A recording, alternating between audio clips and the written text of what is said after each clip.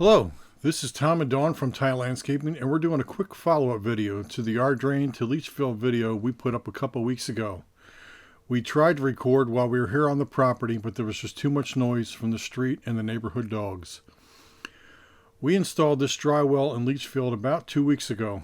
You can see some of the straw and the grass seed is coming in pretty good.